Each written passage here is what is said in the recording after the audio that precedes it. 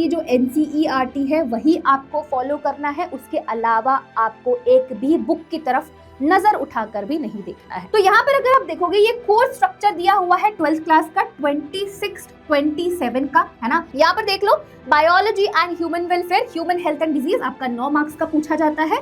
Microbes in human welfare आपका 3 number का पूछा जाता है। टोटल ये यूनिट आपकी 12 मार्क्स की बोर्ड एग्जाम में आती है। बायोटेक्नोलॉजी 6 नंबर के ईच चैप्टर्स है, तो टोटल 12 नंबर का आपका ये बोर्ड एग्जाम में पूछा जाएगा। जो लास्ट वाला यूनिट है ऑर्गेनिज्म एंड पॉपुलेशन, ये 5 नंबर का पूछा जाएगा। तो आपको डायग्राम्स की प्रैक्टिस करनी है, उसकी लेबलिंग की प्रैक्टिस करनी है। आपके बोर्ड एग्जाम में डायग्राम बेस्ड क्वेश्चंस पूछे जाएंगे। क्लास 11 से क्लास 12 में आ चुके हो बट अभी तक बायो का सिलेबस नहीं पता है, कोई बात नहीं, मैं आपको इस वीडियो में बताने वाली हूँ आखिर में बायो का आपका क्या सिलेबस है। तो चलिए शुरुआत करते हैं बिना किसी देरी के। सो हाय एवरीवन, आई एम अपेक्षा Singh, your biology educator, and I welcome everyone in this wonderful video. तो फटाफट से हम लोग इस वीडियो की शुरुआत करते हैं। सबसे पहले सिलेबस ओवरव्यू से पहले मैं आपको बता देती हूँ कि क्लास 12th में आपको कौन सी बुक फॉलो करना है। तो भाई, चाहे आप किसी भी कॉम्पिटिटिव एग्जाम की तैयारी कर रहे हो, चाहे वो CUET है, चाहे वो आपका नीट है, चाहे वो आपके बोर्ड एग्जाम्स है, ठीक है, आपको बस एक ही बुक जो है वो फॉलो करना है, that is your NCERT। Class 12th की जो NCERT है वही आपको फॉलो करना है, उसके अलावा आपको एक भी बुक की तरफ नजर उठाकर भी नहीं देखना है, ठीक है। आपको इस बुक की सारी चीजें पता होनी चाहिए, हर एक लाइन का मतलब पता होना चाहिए, हर एक टर्म का मतलब पता होना चाहिए, क्योंकि जो क्वेश्चंस होते हैं कभी कभी डायरेक्टली आपके NCERT के लाइन से ही आते हैं। तो इन शॉर्ट अगर मैं बोलूं तो आपको NCERT बहुत अच्छे तरीके से पढ़नी है, ठीक है। चलिए अब हम आ जाते हैं सिलेबस पे।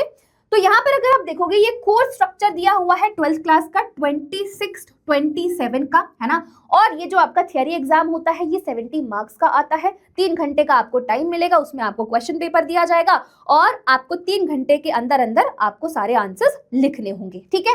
अगर आप यहाँ पर देखोगे तो यहाँ पर हमारे पास टोटल 5 यूनिट है ना। यहाँ पर अगर आप पहला यूनिट देखोगे, पहला यूनिट आपका रिप्रोडक्शन का है। इसमें आपके पास है 3 चैप्टर्स। कौन कौन से हैं वो तीनों चैप्टर्स मैम? एक तो आपका सेक्सुअल रिप्रोडक्शन वाला चैप्टर है, sexual reproduction in flowering plants, ये वाला चैप्टर है। दूसरा ह्यूमन रिप्रोडक्शन वाला चैप्टर है एंड तीसरा आपका रिप्रोडक्टिव हेल्थ वाला चैप्टर है। अगर आप इस यूनिट का वेटेज देखोगे तो ये 16 मार्क्स की आपके बोर्ड एग्जाम में पूछी जाती है, ठीक है। ये तो हो गई आपकी पहली यूनिट। दूसरे यूनिट पे आते हैं। दूसरी आपकी यूनिट है जेनेटिक्स एंड एवोल्यूशन। ये आपकी बहुत ही ज्यादा इंपॉर्टेंट यूनिट है। अगर आप देखोगे सबसे ज्यादा वेटेज इसी यूनिट की है। ये आपके बोर्ड एग्जाम में 20 मार्क्स की पूछी जाती है। इसमें भी आपके 3 चैप्टर्स आ जाएंगे। पहला कौन सा है आपका? Principle of inheritance and variation वाला, दूसरा मॉलिक्यूलर बेसिस वाला, है ना, और तीसरा आपका जो है वो एवोल्यूशन वाला चैप्टर जो है इस यूनिट में आ जाता है। जैसे मैंने बताया ये सबसे ज्यादा आपकी जो यूनिट है इसकी सबसे ज्यादा वेटेज है, ठीक है। ओके, थर्ड यूनिट पे आते हैं। थर्ड यूनिट है आपका बायोलॉजी एंड ह्यूमन वेलफेयर। इसमें आपके 2 चैप्टर आ जाएंगे। एक आएगा आपका ह्यूमन हेल्थ एंड डिजीज वाला, और दूसरा वाला जो चैप्टर है वो माइक्रोब्स वाला आ जाएगा, ठीक है। ये आपके बोर्ड एग्जाम में ये यूनिट 12 मार्क्स की पूछी जाती है। अभी मैं आपको चैप्टर वाइज भी वेटेज बताने वाली हूँ कि किस चैप्टर का कितना वेटेज होता है। जैसे फॉर एग्जांपल सेक्सुअल रिप्रोडक्शन का कितना वेटेज है ना, कितने सवाल इसमें से आ सकते हैं, मतलब कितने टोटल इस चैप्टर का क्या वेटेज है, ये बात हम करेंगे आगे, ठीक है। ओके, चौथे यूनिट पे आ जाते हैं, बायोटेक्नोलॉजी एंड इट्स एप्लीकेशन। इसमें भी 2 चैप्टर है बायोटेक के और ये आपके बोर्ड एग्जाम में 12 मार्क्स की पूछी जाती है। फिर आपका लास्ट यूनिट है इकोलॉजी एंड एनवायरनमेंट। इसमें आपके 3 चैप्टर्स है और ये आपके बोर्ड एग्जाम में 10 मार्क्स की पूछी जाती है। तो टोटल 70 मार्क्स का आपका क्वेश्चन पेपर आता है, ठीक है। ये तो हो गया आपका कोर्स स्ट्रक्चर। अब हम चैप्टर्स के बारे में डिस्कशन कर लेते हैं कि कौन सा बॉटनी का है और कौन सा जूलॉजी का। आपको पता है बायो को हमने डिवाइड करा हुआ है बॉटनी एंड जूलॉजी में। इसमें से कौन से चैप्टर बॉटनी के हैं, कौन से चैप्टर जूलॉजी के हैं, भाई अलग अलग जो है पढ़ाऊंगी मैं ही, ठीक है। बट तुम्हारी टीचर एक ही है, ठीक है। बॉटनी जूलॉजी दोनों मैं ही पढ़ाने वाली हूँ, ठीक है। तो पहला चैप्टर अगर आप देखोगे, पहला चैप्टर है आपका sexual reproduction in flowering plants. तो यहाँ पर ये आपका बॉटनी का चैप्टर है ना। ह्यूमन रिप्रोडक्शन ये आपका जूलॉजी का चैप्टर है। रिप्रोडक्टिव हेल्थ, ये आपका जूलॉजी का चैप्टर है ना। इसमें आप पढ़ोगे कि फ्लावरिंग प्लांट्स में कैसे रिप्रोडक्शन होता है, ह्यूमन में कैसे रिप्रोडक्शन होता है, ये आप पढ़ोगे ह्यूमन रिप्रोडक्शन वाले चैप्टर में। रिप्रोडक्टिव हेल्थ ये एक बहुत ही आपका अवेयरनेस फैलाने वाला चैप्टर है ना। तो इसमें बहुत सारे जनरल ऑडियंस भी आते हैं, इस चैप्टर को पढ़ सकते हैं, ठीक है। नेक्स्ट चैप्टर आपका है principles of inheritance and variation, ये आपका बॉटनी का चैप्टर है। फिर मॉलिक्यूलर बेसिस ऑफ इनहेरिटेंस, ये भी आपका बॉटनी का चैप्टर है। एवोल्यूशन आपका जूलॉजी का चैप्टर है, ठीक है। ह्यूमन हेल्थ एंड डिजीज आपका जूलॉजी का चैप्टर है। फिर आ जाओ चैप्टर नंबर 8 पे, जो माइक्रोब्स एंड ह्यूमन वेलफेयर वाला है, ये आपका बॉटनी का चैप्टर है। बायोटेक्नोलॉजी और इसके दोनों चैप्टर 9 और 10 है ना, ये भी आपके जूलॉजी के चैप्टर्स हैं, ठीक है, ये भी आपके जूलॉजी के चैप्टर्स हैं। और ऑर्गेनिज्म एंड पॉपुलेशन, ये बॉटनी का चैप्टर है। इकोसिस्टम भी बॉटनी का चैप्टर है। और बायोडाइवर्सिटी एंड कंजर्वेशन जो है, ये भी आपका बॉटनी का चैप्टर है। तो टोटल कितने हुए बॉटनी के और कितने हुए जूलॉजी के, यहाँ पर हम लिख देते हैं। टोटल बॉटनी का अगर आप देखोगे है ना, तो यहाँ पर कितने होंगे, 1 2 3 4 5 6 7 चैप्टर्स जो हैं वो आपके बॉटनी के हैं। और जूलॉजी के कितने, 1 2 3 4 5 6 है ना, 6 चैप्टर्स। तो टोटल आपके 13 चैप्टर्स हैं जो आपको क्लास 12th में पढ़ने हैं। आई बात समझ में, ठीक है। ये आपके सारे चैप्टर्स हो गए। अच्छा, अब जैसे मैंने बोला था कि मैं चैप्टर वाइज भी आपको वेटेज बताने वाली हूँ, तो चैप्टर वाइज अगर वेटेज की बात करें तो यहाँ पर अगर आप देखोगे, जो यूनिट 1 है, रिप्रोडक्शन वाला यूनिट है, इसका जो पहला चैप्टर है sexual reproduction in flowering plant, ये आपका 7 नंबर का पूछा जाता है, ठीक है। 7 नंबर का अकेला चैप्टर पूछा जाता है। फिर ह्यूमन रिप्रोडक्शन आपका 6 मार्क्स का पूछा जाएगा। रिप्रोडक्टिव हेल्थ आपका 3 नंबर का आता है, तो टोटल आपका 16 मार्क्स का हो गया, ठीक है। दूसरे पे आ जाओ, दूसरा यूनिट जो है आपका, पहला जो चैप्टर है इसका principles of inheritance and variation, ये आपका 8 नंबर का पूछा जाएगा। और उसका दूसरा जो चैप्टर है मॉलिक्यूलर बेसिस ऑफ इनहेरिटेंस, ये भी 8 नंबर का पूछा जाता है। एवोल्यूशन वाला चैप्टर आपका 4 नंबर का पूछा जाएगा। तो टोटल 20 मार्क्स का ये यूनिट हो गया। यहाँ पर देख लो, biology and human welfare, human health and disease आपका 9 मार्क्स का पूछा जाता है। माइक्रोब्स इन ह्यूमन वेलफेयर आपका 3 नंबर का पूछा जाता है। टोटल ये यूनिट आपकी 12 मार्क्स की बोर्ड एग्जाम में आती है। बायोटेक्नोलॉजी 6 नंबर के ईच चैप्टर्स है, तो टोटल 12 नंबर का आपका ये बोर्ड एग्जाम में पूछा जाएगा। जो लास्ट वाला यूनिट है ऑर्गेनिज्म एंड पॉपुलेशन, ये 5 नंबर का पूछा जाएगा।